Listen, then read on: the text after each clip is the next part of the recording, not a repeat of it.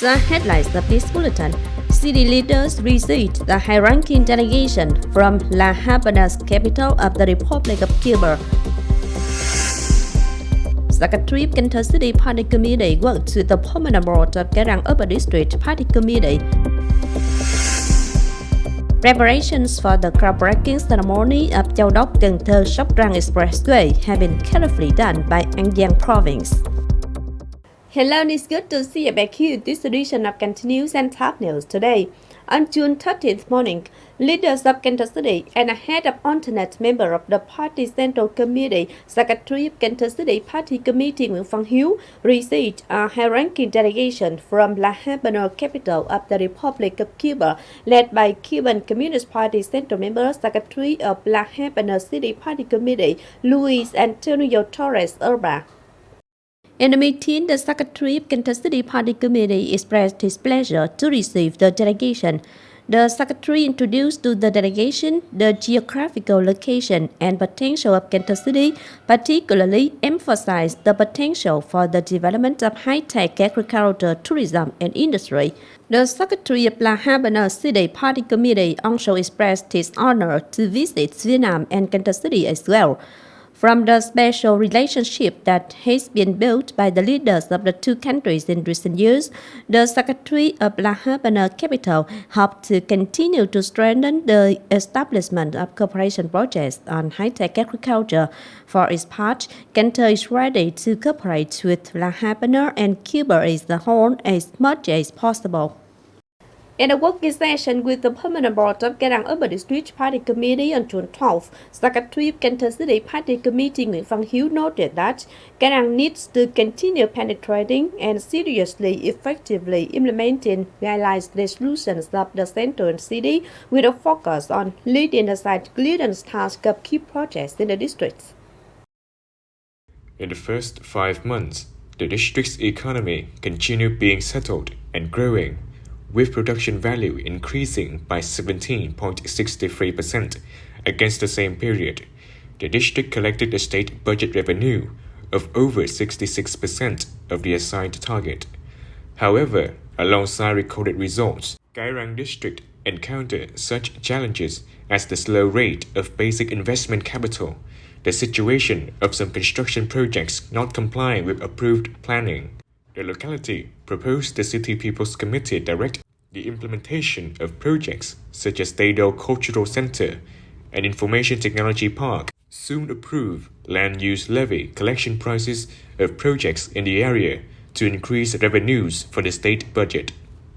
Vice Chairman of Cái Răng Urban District People's Committee Nguyễn Bảo, he chaired the meeting to approve the plan for the 7th Cần Thơ City's Cái Răng Floating Market Culture Tourism Festival 2023.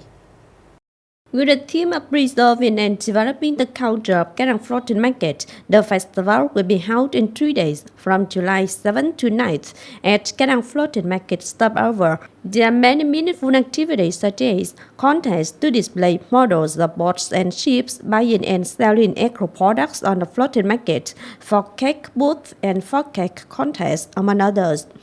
The Vice Chairman requested relevant units and agencies People's Committee of Labour World to organize cleaning in the float market area before and after the festival, proactively develop plans to ensure food hygiene and safety, and so on. The Southern Working Committee under Vietnam Fatherland French Committee, in collaboration with the Academy of Politics of Region No. 4, he just organized a scientific workshop to improve the quality of human resources in charge of front tasks in the southwestern provinces and cities. Speeches presented at the workshop focused on the current situation and solutions to promote the role of the Advisory Council and the Advisory Board in the current front work, innovate and improve the operational quality of civil servants in the current period.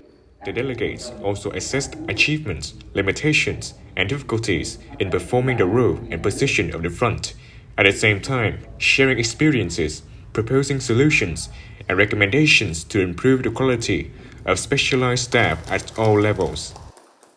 Cần Thơ City's Orange Agents Đạo Xin Victims Association has just received Ms. Trần Tố Nga French overseas Vietnamese who sued 26 chemical companies producing Agent Orange dioxin for the supply of chemicals for the U.S. military for use in the war in Vietnam, and her comrades who came to sponsor the care program for Orange victims in the city.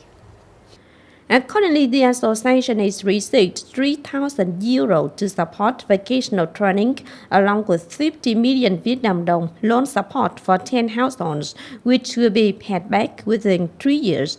The delegation also visited 3 families of Orange victims to hand over wheelchairs, each valued at 1.5 million Vietnam dong.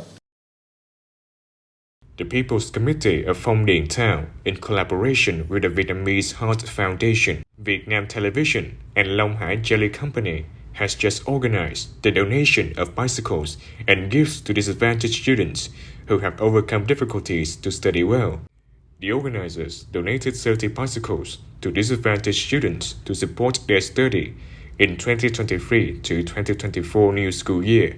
At the same time, 700 gifts were given to students studying at secondary and secondary schools in the town.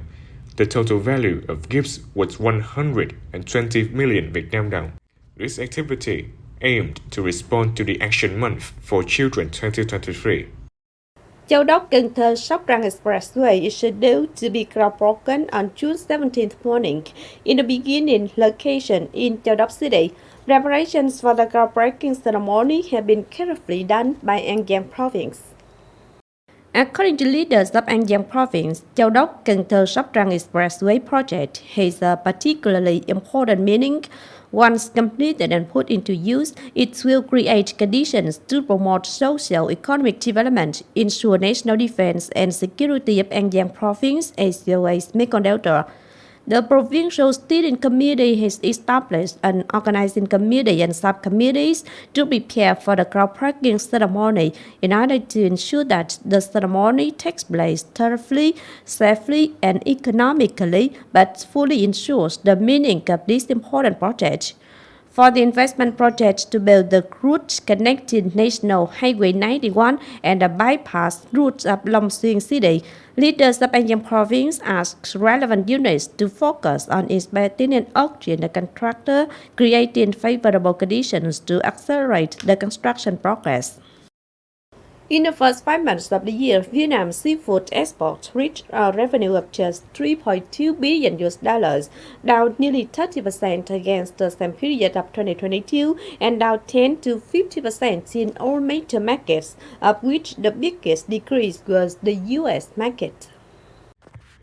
According to the Vietnam Association of Seafood Exporters and Processors, VASEP, besides difficulties from the market, recently in the business community, there are worries about the competitiveness with shrimp price of Ecuador and India.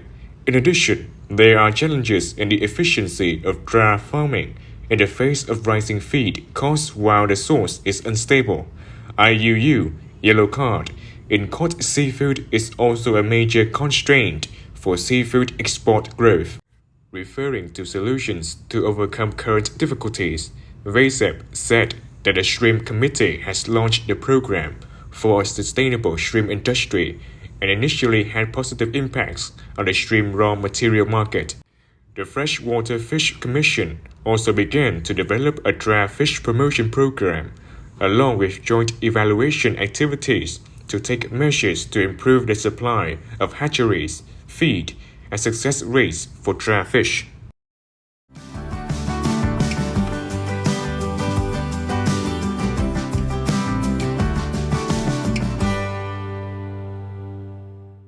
And last but not least, we have the updated weather forecast.